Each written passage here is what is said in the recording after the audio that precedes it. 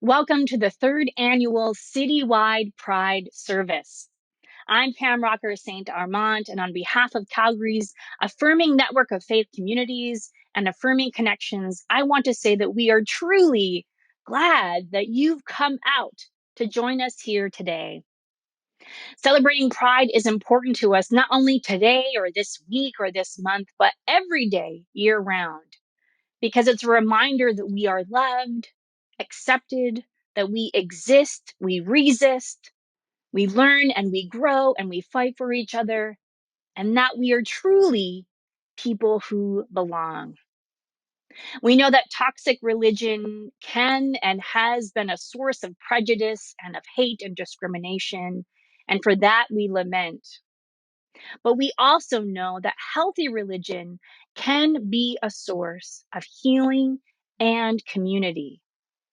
We don't have to listen to the voices that say we have to conform in order to belong. In fact, we get to have it all.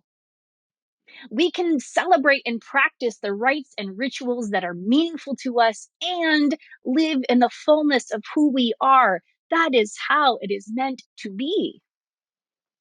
People of faith can and should be a voice. And this is why we're here to say we see you, you matter, and we affirm the unique and wonderful ways that we all live and love. So today we join together from many faiths and backgrounds, honoring and celebrating our differences. Today you'll hear different embodiments of songs and prayers and sacred texts, as well as a message from our special guest, Reverend June Joplin. You may have heard about June, as she made international headlines last summer when she came out as a trans woman and was subsequently and unfortunately fired by her Baptist congregation. Now, Reverend Joplin is a minister at the Metropolitan Community Church in Toronto, and she's here with us today to share a message of hope and love. We're so excited to share this service with you. We've been working on it all summer, and if you only get one thing out of this time with us, we want you to know that you are not alone. Welcome. In our commitment and ongoing work of reconciliation, we would like to first acknowledge that we are on the traditional lands of Treaty 7 territory. This is the land of the Blackfoot, Kainai, Tsuut'ina, and Stoney Nakoda nations, as well as the lands of the Métis Region 3. In this virtual gathering, we would also like to acknowledge that we all stand on Turtle Island, land inhabited by thriving traditional territories, bands, and confederacies of Indigenous people. We invite you to take a moment of silence as you recognize the treaty of which you are a part of. At this Pride service, we remember those we have lost to COVID, those lost to the tragedy of intergenerational trauma and abuse, those who were thrown out on the street, purged from communities, who suffered under a cloak of fear, our Wiyunkte and Wichunkte, who had to lose their identity, traditions, and place of honor in our communities, who lost their lives as lesbian and trans people, as missing and murdered women, girls, and Two-Spirit people, or as victims of residential school genocide. Remember, they were lost because of Christian patriarchy and white supremacy. On this day, as we pause in silence for those that never came home, let us never forget we have much to make right.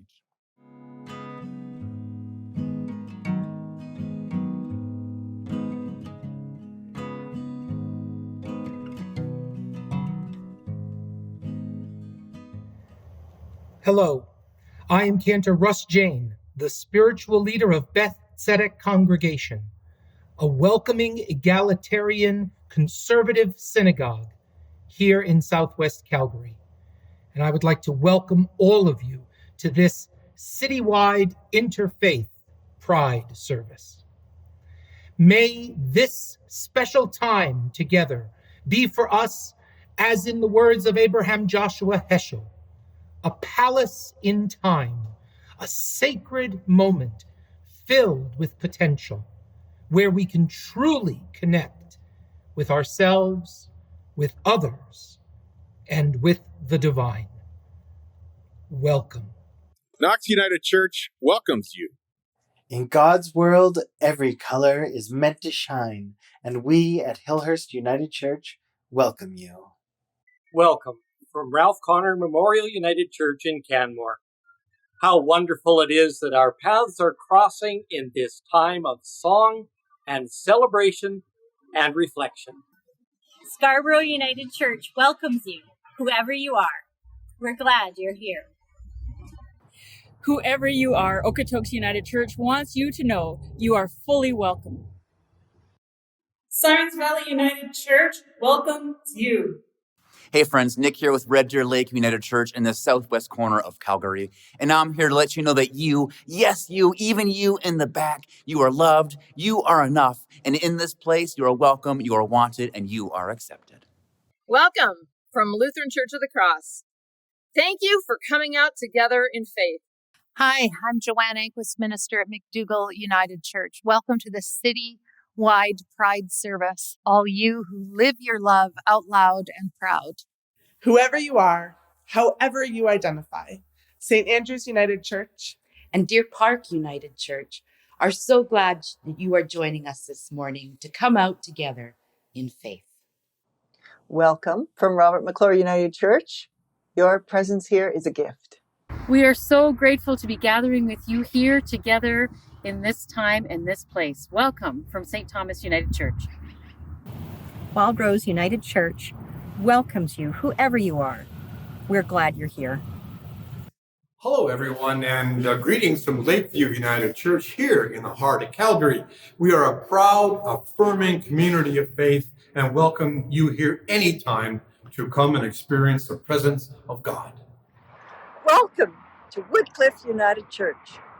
How wonderful it is that our paths are crossing at this time of song and celebration and reflection.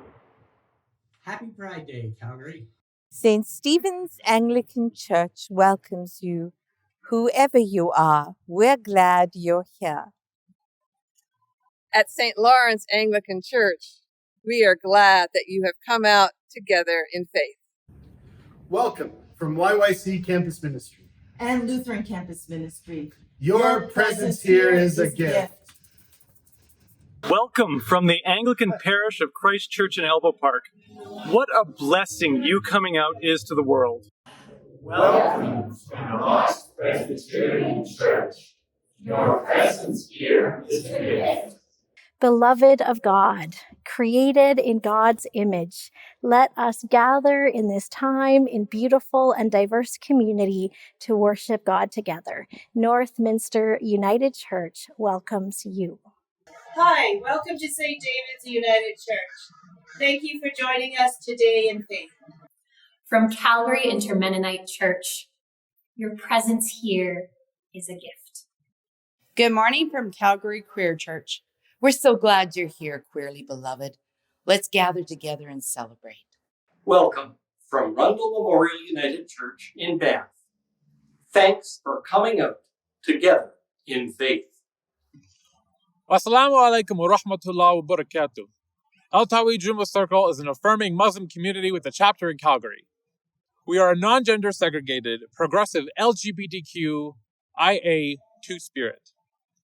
We are an affirming community of love, learning, and mutual support. We are also called the Unity Mosque. And with us, you are welcome exactly as you are. Hello, everybody. I'm Rabbi Mark Glickman from Temple B'nai Tikva, and on behalf of myself and our congregation and the entire Jewish community, I want to welcome you to this celebration of Pride here in Calgary 2021.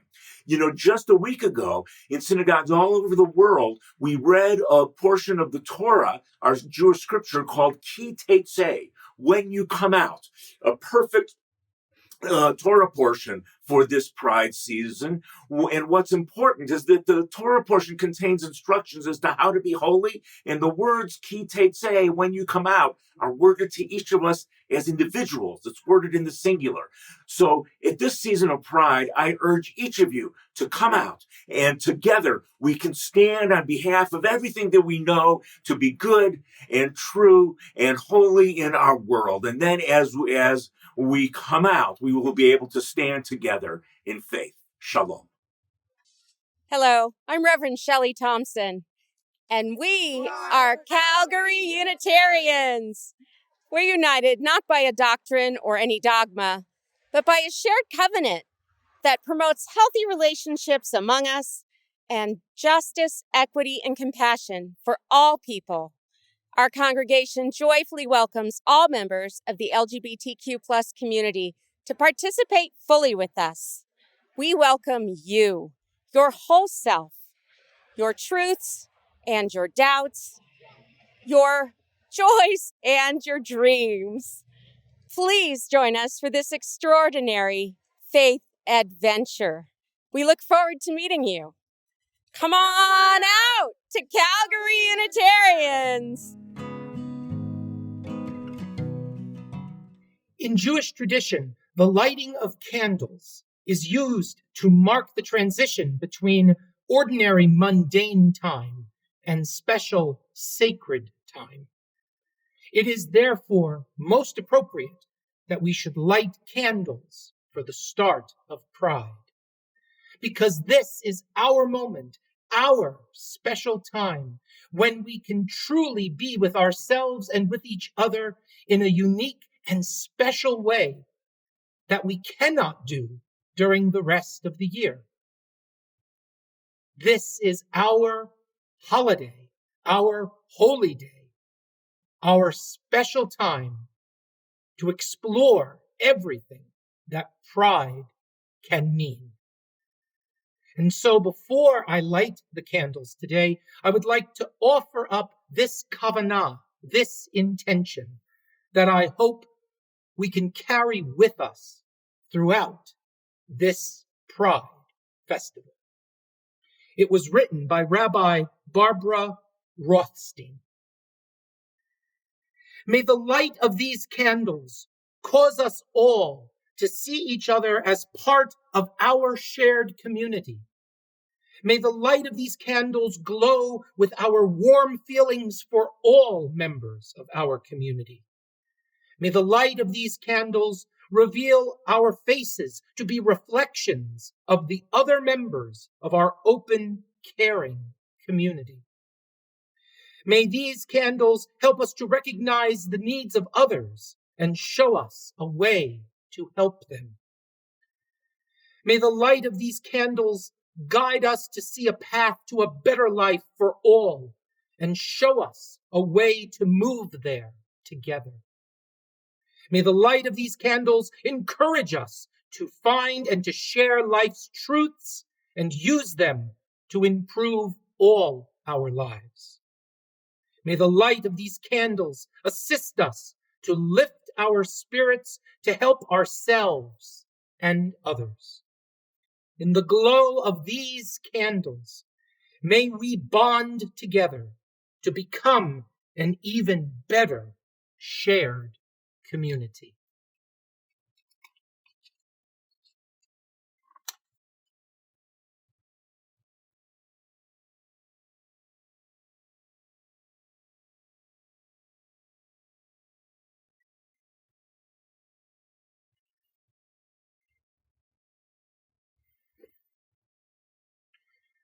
Baruch atah Adonai Eloheinu melech haolam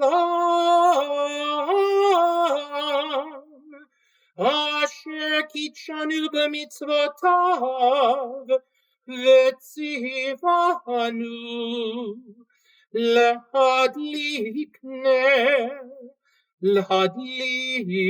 ner Shel Yom Tov. Blessed are you, the divine, our God, sovereign of the world, who has made us holy and has commanded us to light the lights of this special time.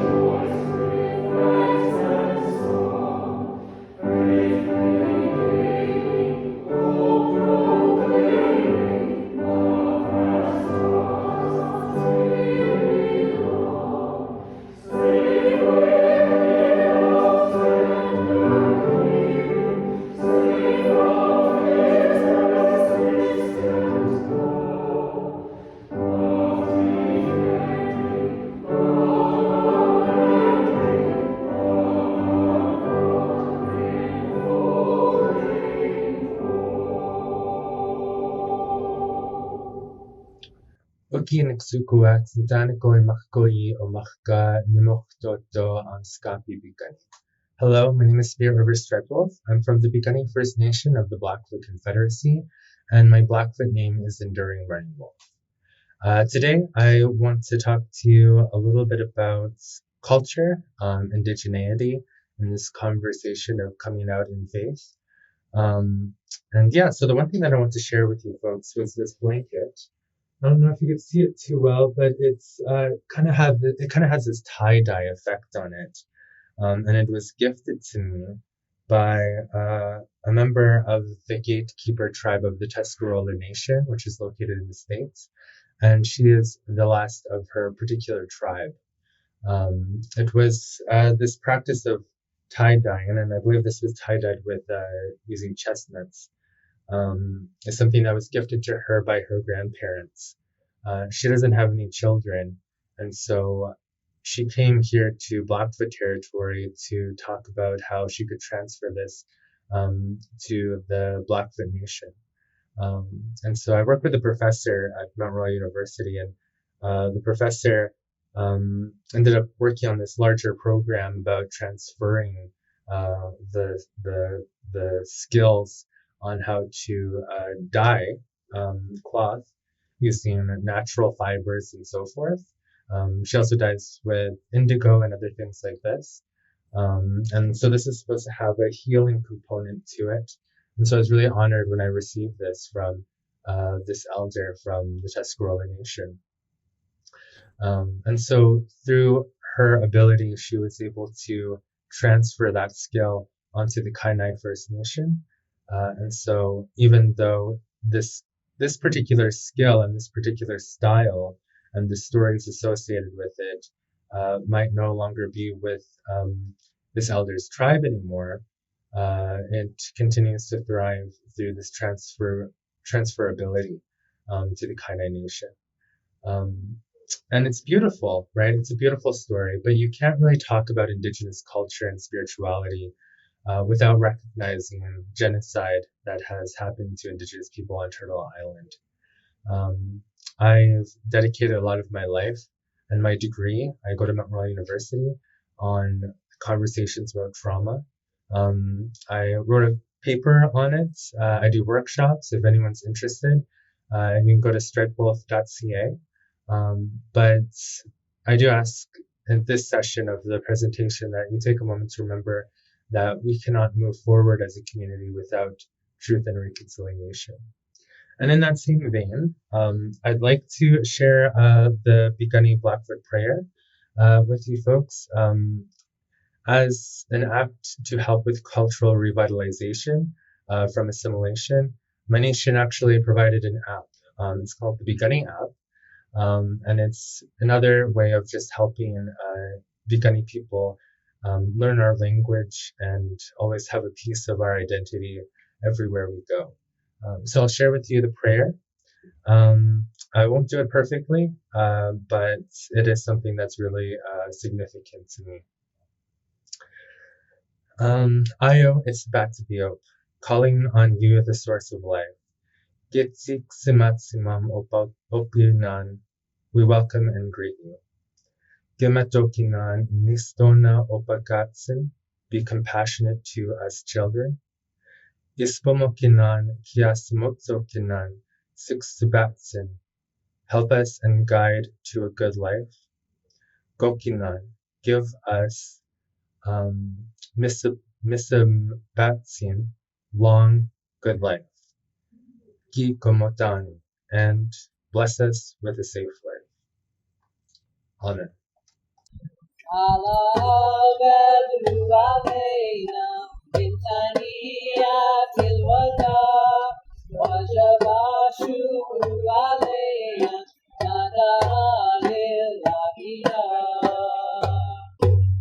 The white moon rose over us from the valley of Wada, and we owe it to show gratefulness where the call is to Allah. Subhanallah, Alhamdulillah, Mashallah, Subhanallah.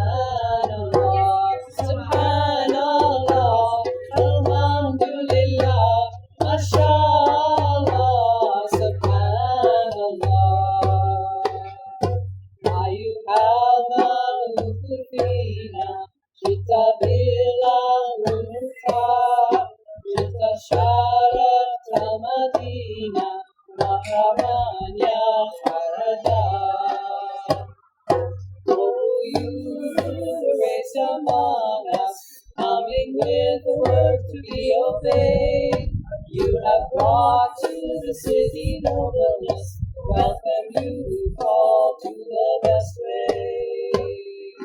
Allah Badru Alayna, Bintaniya Tilwada, Wajaba Shukru Alayna, Nada Lilahida, Lilahida. Bismillah ar-Rahman ar-Rahim. يا أيها الناس إنا خلقناكم من ذكر وأنثى وجعلناكم شعوبا وقبائل لتعارفوا إن أكرمكم عند الله أتقاكم إن الله عليم خبير. Assalamu alaikum. In the name of God, the Beneficent, the Merciful. This verse is from the Quran's 49th chapter, Al-Hujurat, the rooms or private chambers. It was revealed to Prophet Muhammad, peace be upon him, while he was in Medina, and is a chapter that contains etiquette and respectful behavior in communities celebrating diversity. This particular verse is a favorite among many of us. O humankind, indeed, we have created you from both of your parents. We made you into peoples and tribes so that you may know one another. Indeed, the noblest among you in the sight of Allah is the most righteous among you. Allah is truly all-knowing and all-aware. Shir Hamalot LeDavid Hine Matov Manaim Shevet Achim Gam Yachad כשמן הטוב על הראש, יורד על הזקן, זקן הארון, שיורד על פי מידותיו. כטל חרמון שיורד על הרי ציון, כי שם ציווה אדוני את הברכה. חיים עד העולם.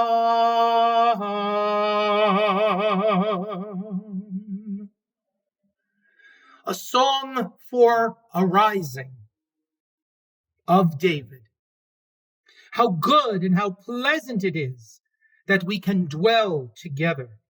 It is like fine oil on the head running down onto the beard of Aaron, that comes down over the collar of his robe, like the dew of Hermon that falls upon the mountains of Zion. For there Adonai ordained the blessing, everlasting life. A reading from the Gospel of John. Dear friends, let's love each other, because love is from God, and everyone who loves is born from God and knows God. The person who doesn't love does not know God, because God is love. God is love, and those who remain in love remain in God, and God remains in them. We love because God first loved us. Those who say, I love God, and hate their brothers or their sisters are liars. After all, those who don't love their siblings whom they have seen can hardly love God whom they have not seen. This commandment we have from God. Those who claim to love God ought to love their siblings also. This is the word of the Lord. Thanks be to God.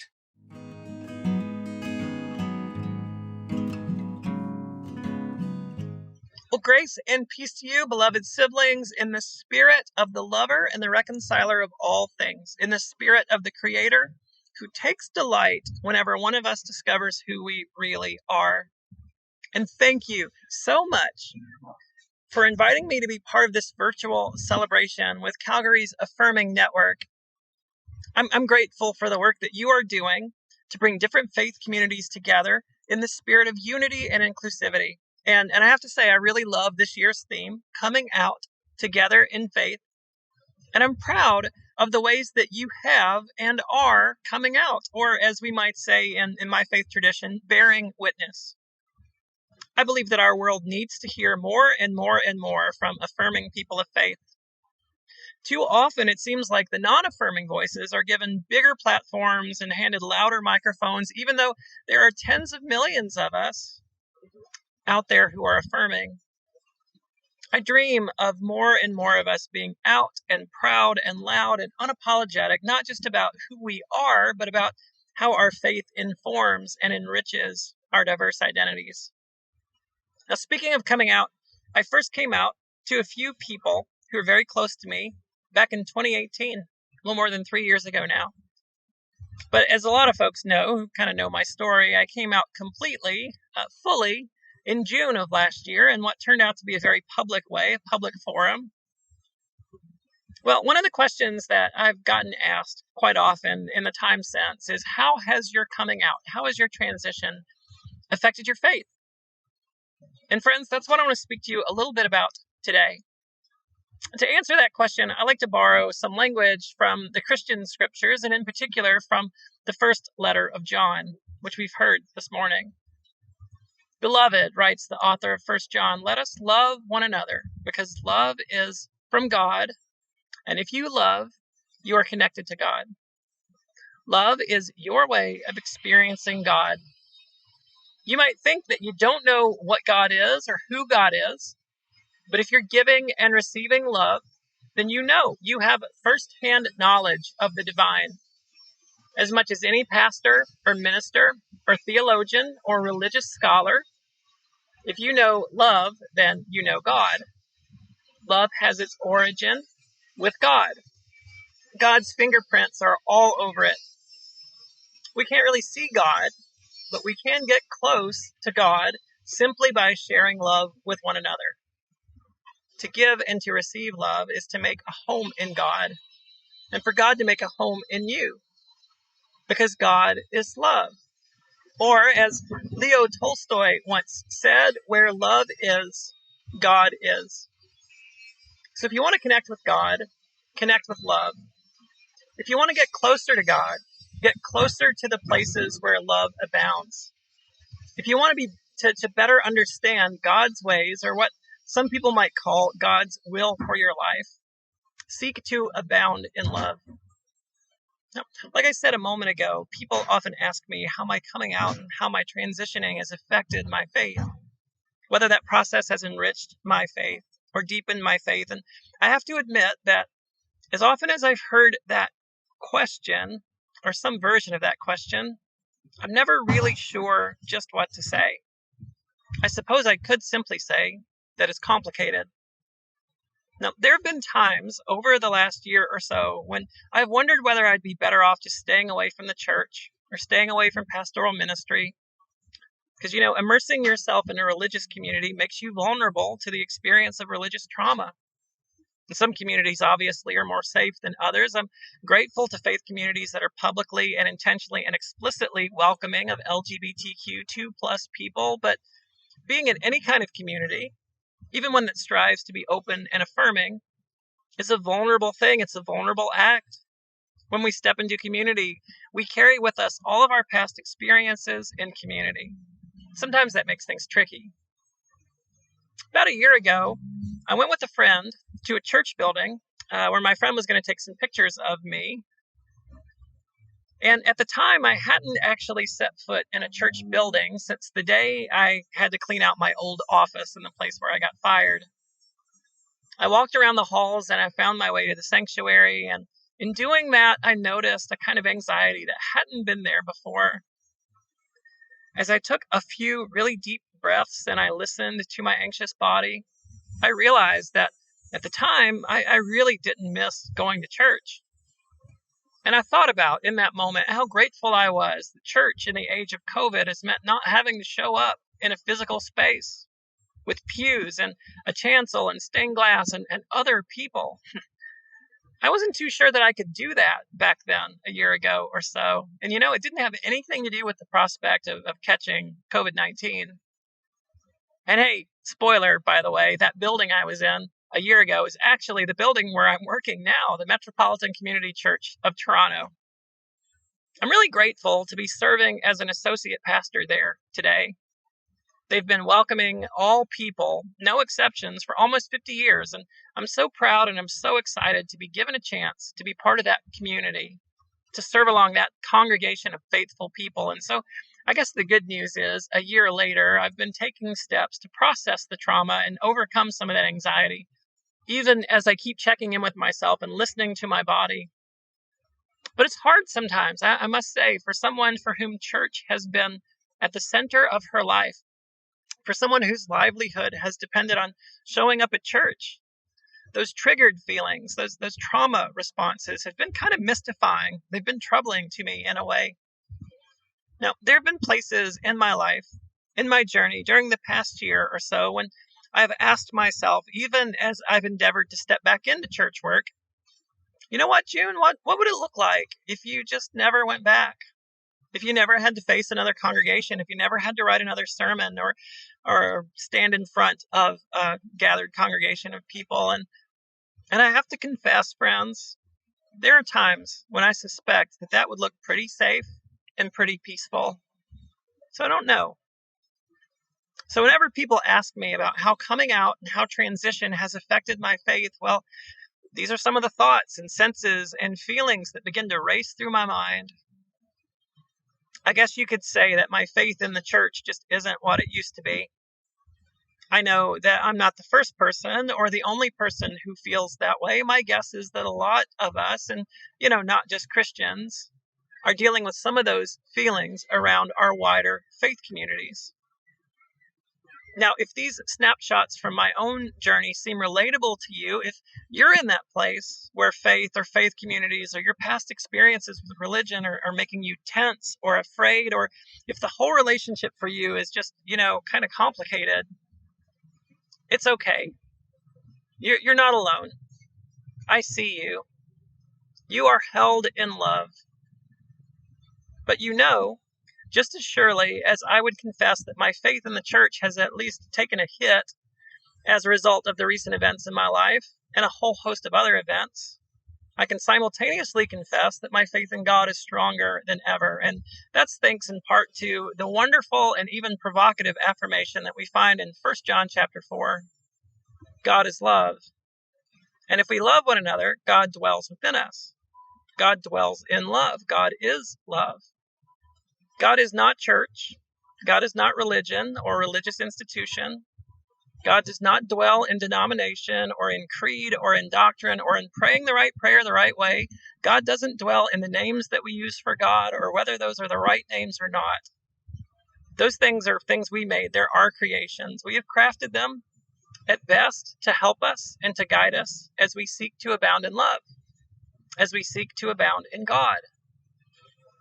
As someone who only came out last year and only became self-accepting in 2018, I don't have very much experience as part of the LGBTQ2+ community, but I've seen and experienced enough to know that for many people, queer community is the one place on earth where they truly experience love. And friends, remember, God is love. A couple years ago, only about a month before I came to Canada, I read a news article that mentioned a young woman attending Toronto Pride for the first time. I felt more myself and more accepted there than I have ever felt, she told a reporter. That's what love looks like. When you encounter love like that, you are encountering God. Last fall, I met a gay couple in Toronto through a mutual friend, and they invited me to their home for coffee out on their patio. And when I arrived, there was this whole crowd there because it turns out they have some extra space in their house. And so they've opened their home to half a dozen LGBTQ2+ refugees from Middle Eastern countries, and they're working tirelessly to help resettle others. That's what love looks like. When you encounter love like that, you're encountering God.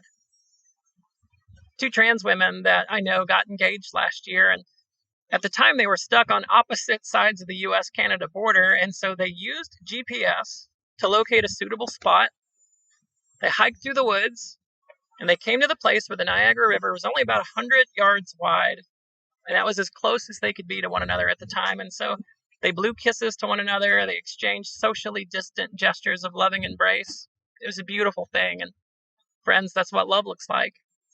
When you encounter love like that, you are encountering God. I recently met an older man who was with his husband for decades, and he stood by his side as they both endured the stigma of coming out as gay back when the world wasn't quite as accepting as it is in 2021. He and his husband were faithful to one another in all things, even though the religious traditions they'd grown up in called their marriage sinful. And when his husband's health began to decline, he was there by his bed, taking care of him, advocating for him, comforting him, until he passed away. A dedicated spouse, the man still carries his late husband in his heart. That's what love looks like. When you encounter love like that, you are encountering God. Over the past year, I've heard from so many kind and supportive people. People who reach out to say that they are rooting for me, that they're behind me, that they're praying for me, that they're thankful for my witness. When I was out of work, people often message me to say they hoped I found a place to land. Sometimes I hear from parents of trans kids or from other trans people of faith, or even from other pastors who are living in closets of their own, and we connect with each other. We encourage one another. We say prayers for one another.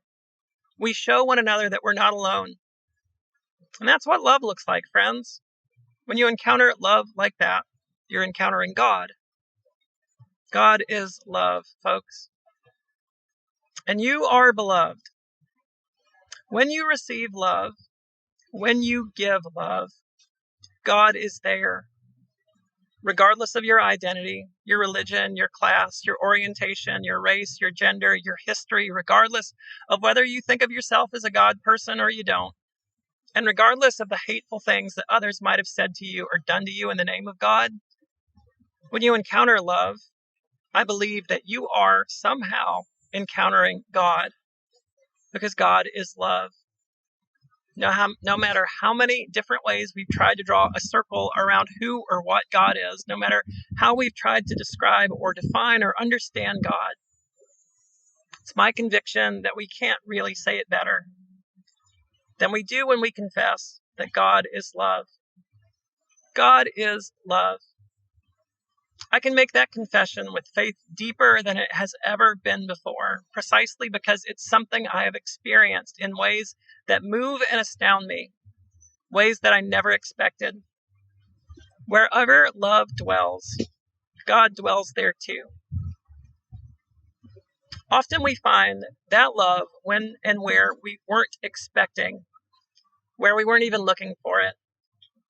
But friends, remember, wherever love is found, that's where you'll find God. And so, beloved, let's receive God's love wherever we may find it, and let's reflect it boldly, freely, proudly, and without exceptions. Amen. I don't know who you think I am, but I belong in the promised land. I don't know who you think I am, but I'll be ready at the Father's hand. I may never know money, I'll never know fame, but I wrestled too long to lose my name. I got a mouth full of blood, my knuckles are blue, but I sleep real good, baby, how about you? Baby, how about you? I don't know who you think I am, but I belong in the promised land. I don't know who you think I am, but I'll be ready at the Father's hand. At the Father's hand. Oh Lord, take me home where my soul is good and grown. Oh Lord, take me home. I won't have done this walk alone. I don't know who you think I am, but I belong in the promised land. I don't know who you think I am, but I'll be ready at the Father's hand. I don't know who you think I am, but I belong in the promised land. I don't know who you think I am, but I'll be ready at the Father's hand.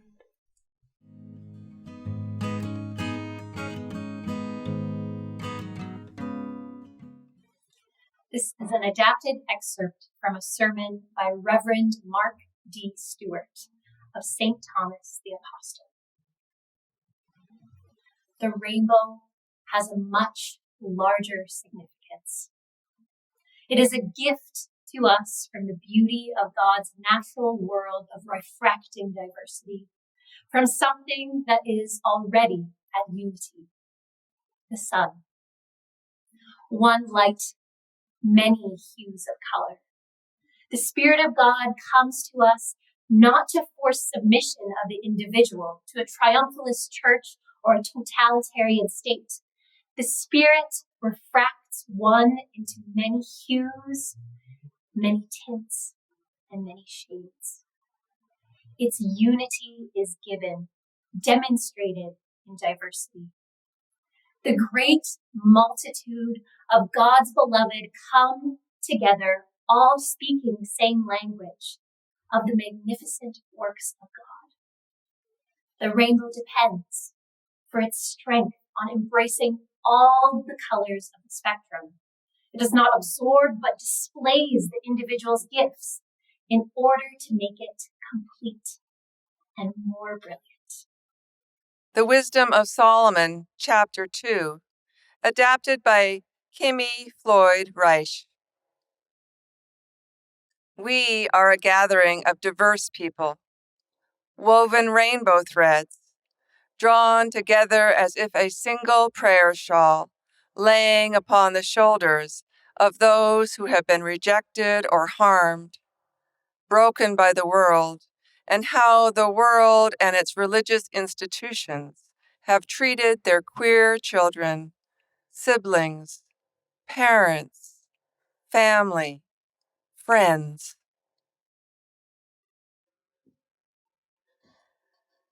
We are a gathering of diverse people, woven rainbow threads, drawn together as if a single prayer shawl, laying upon the shoulders of those who have stood up, and those who stand with us as othered people.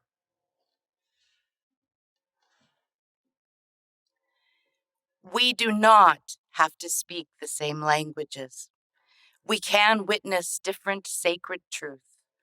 We can love differently, yet recognize that love is the same, no matter the person we share it with.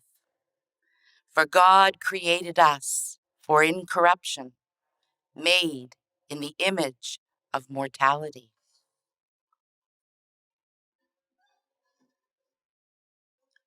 We do not have to look the same, love the same, live the same, pray the same, or even believe the same. Blue uses red to shine.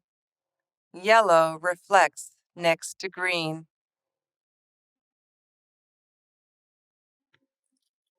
Orange and purple, black and white, brown and pink. Sameness should never be the goal. Our diversity is holy diversity.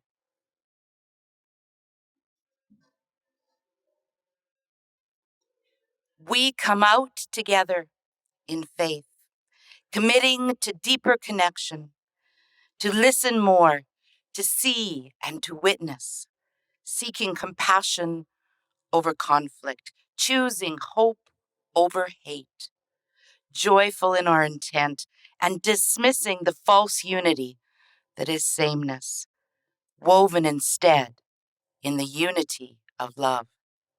For God created us for incorruption, made in the image of love.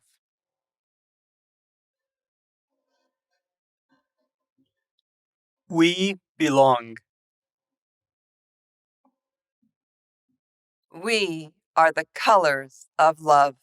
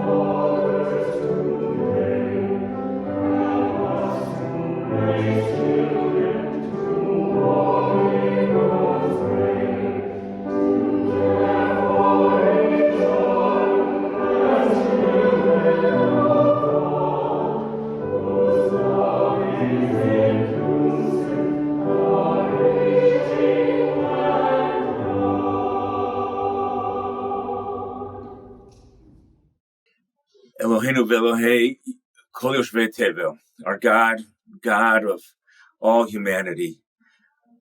Today we thank you. We thank you for the opportunity that we have just had to come out together in pride. It is our hope and our prayer, O God, that soon every one of our gatherings throughout the world will be pride gatherings. Gatherings in which each and every human being, regardless of gender or race or any of the other categories by which we're so often separated, can stand tall and proud of who they are and what they are. A time in which all humanity will honor that spark of God that glows within each of us.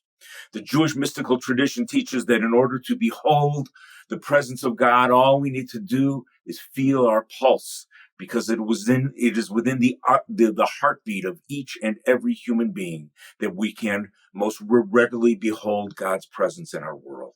Let's always remember that every one of us bears that spark of divinity in us. And God, we thank you and we praise you for the opportunity we have had to gather together, to come out together in pride.